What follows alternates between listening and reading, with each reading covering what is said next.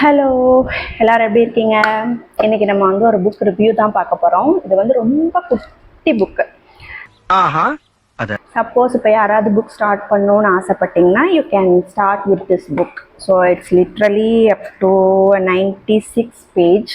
அதுலேயும் பாதி பேஜில் வந்துட்டு உங்களுக்கு டயக்ராம்ஸு அந்த மாதிரி வந்துடும். ஸோ யாராவது ஸ்டார்ட் பண்ணணும்னு நினச்சிங்கன்னா நீங்கள் புக்லேருந்து ஸ்டார்ட் பண்ணலாம். ஸோ இந்த புக் பேர் என்னென்னா ஹூ மூட் மை சீஸ்.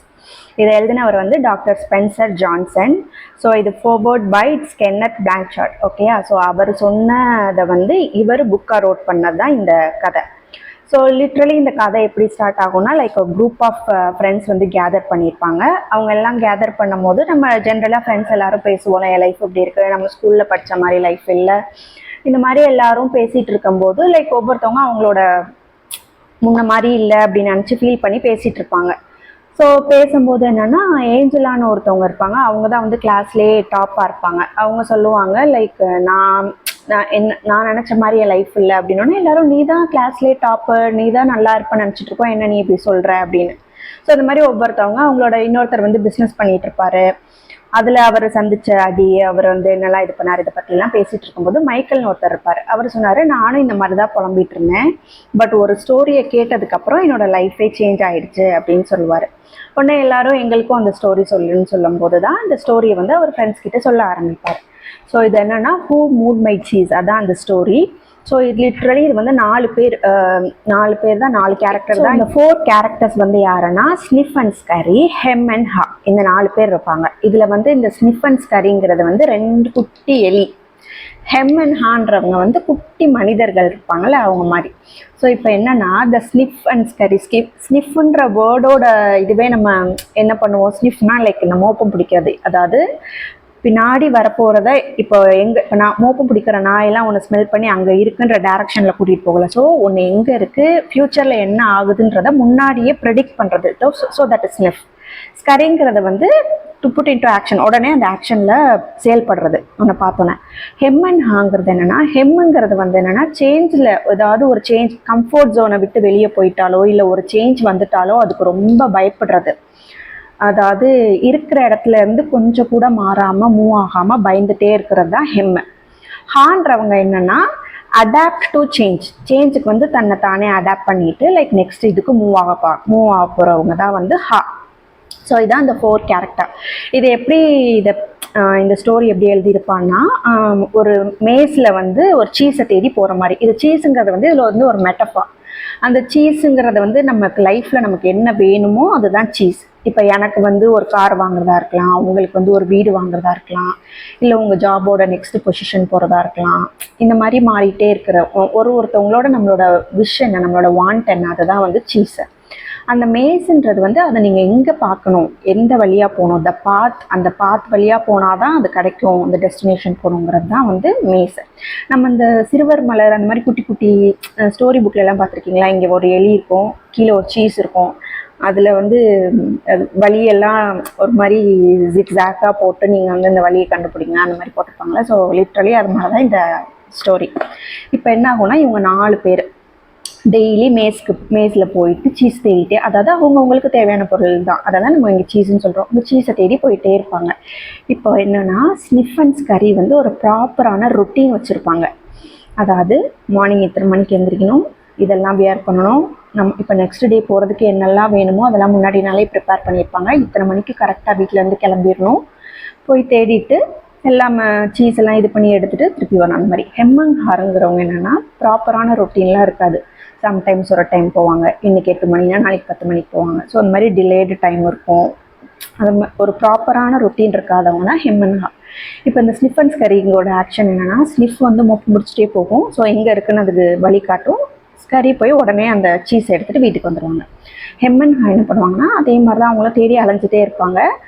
இந்த ஸ்னிஃப் அண்ட் ஸ்கரி வீட்டுக்கு வந்தோடனே அவங்களோட ப்ராப்பர்ட்டிஸ்லாம் கரெக்டாக, இப்போ பெல்ட்னா இங்கே தான் இருக்கணும், ஷூனா இங்கே தான் இருக்கணும், அவங்களோட வாட்டர் பாட்டில்னா இங்கே தான் இருக்கணும் அப்படின்னு வச்சுருவாங்க.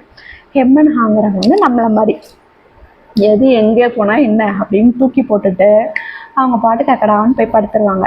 அதுதான் நான்லாம் வந்து, நான் இல்லை, நீங்கள் நிறைய பேரும் அப்படி தான் இருப்பீங்கன்னு நினைக்கிறேன். நம்ம ஸ்கூல் டைம்லலாம் போயிட்டு வந்து ஐடி கார்டு ஒரு இடத்துல இருக்கும், பெல்ட் ஒரு இடத்துல இருக்கும். ஸோ ஒன்று நம்ம ஒரு இடத்துல போட்டுட்டு பயங்கரமாக அம்மாட்ட திட்டுவாங்கல்ல, அந்த மாதிரி தான் ஹெம் அண்ட் ஹா.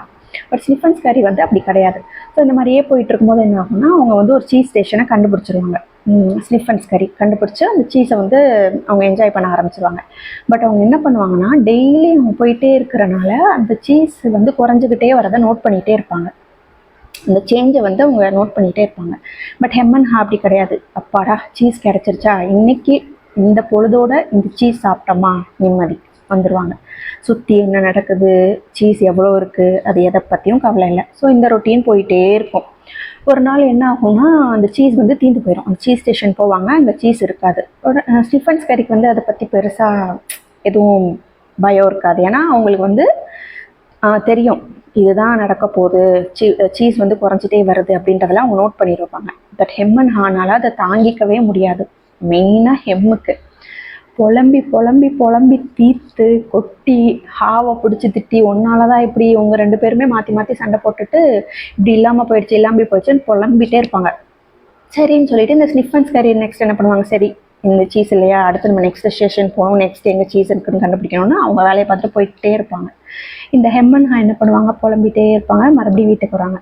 மறுபடியும் நெக்ஸ்ட் டே எழுந்திரிச்சு அதே இடத்துக்கு போவாங்க. ஒருவேளை நேற்று தான் இல்லையோ, இன்னைக்கு இருக்கலாமோ அப்படின்னு சொல்லி அந்த இடத்துக்கு போயிட்டு திருப்பி ஏமாற்றத்தோடையே திருப்பி வீட்டுக்கு வருவாங்க. இதே மாதிரி முட்டாள்தனமாக டெய்லி இல்லாத சீஸ் ஸ்டேஷனுக்கே போயிட்டு போயிட்டு போயிட்டு போயிட்டு வந்துட்டு இருப்பாங்க. ஸோ ஒரு கட்டத்துக்கு மேலே என்ன ஆயிடும்னா, ஹா வந்து நான் சொன்னேன்ல, ஸோ அது வந்து சேஞ்சுக்கு அடாப்ட் ஆகிக்கும். இது என்ன நம்ம இப்படியே பண்ணிகிட்டே இருக்கனால யூஸே இல்லை, நம்ம ஹெம்முக்கு எப்படியாவது புரிய வச்சு நம்ம வேறு சீஸை தேடி அவனை கூட்டிகிட்டு போயிடலாம் அப்படின்னு ட்ரை பண்ணும்போது அந்த ஹெம் கேட்காது. ஐயோ நான் வரமாட்டேன், இப்போ நம்ம இங்கேருந்து வேறு ஒரு இடத்துக்கு போயிட்டோம்னா, சப்போஸ் அங்கே போய் சீஸ் இல்லைன்னா என்ன பண்ணுறது, இங்கே நாளைக்கு சீஸ் வந்துட்டா என்ன பண்ணுறது, இருக்கிற இடத்த விட்டுட்டு நீ எதுக்கு போகிற அப்படின்னு அவனையும் போக விடாது, இதுவும் போகாது. இந்த மாதிரி டெய்லி போயிட்டு போயிட்டு போயிட்டு சேம் போவாங்க புலம்புவாங்க வருவாங்க, போவாங்க புலம்புவாங்க வருவாங்களே தவிர ஒரு ஆக்ஷனும் எடுக்கிறதா வாய்ப்பே இல்லை. பட் அதே டைமில் ஸ்னிஃப் அண்ட் ஸ்கேரி புது புது சீஸை என்ஜாய் பண்ணிவிட்டு புது புது இடத்துக்கு போய் நல்லா அவங்க லைஃப்பை என்ஜாய் பண்ணிகிட்டு இருப்பாங்க. ஒரு கட்டத்துக்கு மேலே ஹானால் பொறுக்க முடியாது. சரி ஹெம் கேட்குற மாதிரி இல்லை, நம்ம போயிடலாம் அப்படின்னு சொல்லிட்டு, நீ வர்றியா இல்லையா, நான் போகிறேன்னா அது வராது. சரின்னா ஹா போயிடும். போய் நேராக போயிட்டு ஒரு ரொம்ப தூரம் அலைஞ்சு தேடி கண்டுபிடிச்சிட்டே இருக்கும்போது ஒரு சீஸை கண்டுபிடிச்சிட்டு புது இடத்துக்கு போனோன்னா கண்டுபிடிச்சோன்னே அதுக்கு ரொம்ப சந்தோஷமாயிடும். ஸோ நம்ம ஃப்ரெண்டு ஹெம்முக்கும் இது புரிஞ்சால் நல்லா இருக்குமே, அவன் ஏன் புரிஞ்சுக்க மாட்டான் அப்படின்னு ஃபீல் பண்ணிகிட்டு இருக்கோம். ஸோ அப்போ இந்த மாதிரி இந்த ஸ்டோரி இப்படி தான் போகும். கண்டுபிடிச்சோன்னே அது ரொம்ப ஃபீல் பண்ணி கண்டுபிடிச்சோம், இவ்வளோ தான் இந்த ஸ்டோரியே. பட் இதுக்கு இடையில நிறைய கான்வர்சேஷன் அதெல்லாம் இன்ட்ரெஸ்ட்டாக இருக்கும். அது நீங்கள் ஃபுல்லாகவே நான் சொன்னால் உங்களுக்கு அது இன்ட்ரெஸ்ட் போயிடும், புக்கு படிங்க தெரியும். ஸோ இதில் வந்து நீங்கள் படிக்கணும்னு நினச்சிங்கன்னா இது ரொம்பவே ஈஸி. இதில் வந்து நான் 96 பேஜ் சொன்னேன்ல, அதுலேயும் இடையில இந்த மாதிரி ஒரு பேஜ் வந்து ஃபுல்லாகவே இந்த மாதிரி இமேஜ் வந்துடும். ஸோ லிட்ரலி ஒரு பக்கம் தான் உங்களுக்கு ஸ்டோரி இருக்கும், ஒரு பக்கம் இமேஜ் வந்துடும். ஸோ அது படிக்கிறது உங்களுக்கு ரொம்பவும் ஈஸியாக இருக்கும். ஸோ இந்த மாதிரி ஸ்டோரி சொன்னதுக்கப்புறம் அந்த ஸ்டோரியில் அதில் ஒன்று சொல்லியிருப்பாங்க, லைக் அந்த இது என்ன பண்ணுவோம்னா, இந்த மாதிரி இந்த எலிங்க போயிட்டே இருக்கும்போது ஒவ்வொரு நாள் அதுங்க கற்றுக்கிறத வந்து ஸ்னிஃப் அண்ட் ஸ்கேரியில் என்ன பண்ணுவாங்கன்னா வந்து வால் எழுதி வச்சுப்பாங்க.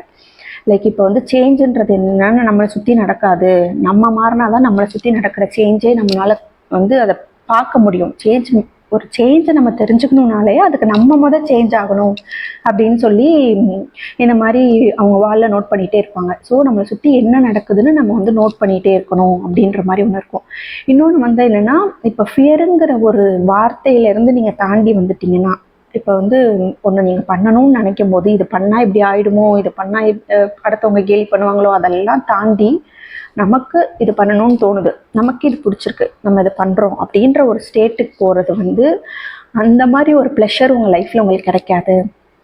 அந்த மாதிரி இது நிறைய குட்டி குட்டி சின்ன விஷயமாக தான் இருக்கும். பட் அது வந்து டீப்பான மீனிங் இருக்கும். ஸோ இந்த மாதிரி இவர் வந்து மைக்கேல்னு சொன்னால அவர் ஃப்ரெண்ட்ஸ் கிட்ட சொன்னோன்னா எல்லாருக்கும் அந்த கதை ரொம்ப பிடிச்சிரும். ஸோ லிட்ரலாக நாங்களும் இந்த மாடலை வந்து எங்கள் லைஃப்பில் யூஸ் பண்ணுறோம் அப்படின்னு சொல்லிட்டு போவாங்க. ஸோ இந்த ஸ்டோரி இப்படி தான் முடியும். ஸோ இதை நீங்கள் படிக்கணுன்னா இதை வந்து குட்டி குழந்தைங்க, ஏன்னா குழந்தைங்க பொதுவாகவே என்ன ஃபேண்டஸியாக எலி அனிமல்ஸை வச்சு சொன்னோன்னா அவங்க கொஞ்சம் என்கேஜ் ஆவாங்க. ஸோ நம்ம குழந்தைங்களுக்கும் இந்த ஸ்டோரி சொல்லலாம்.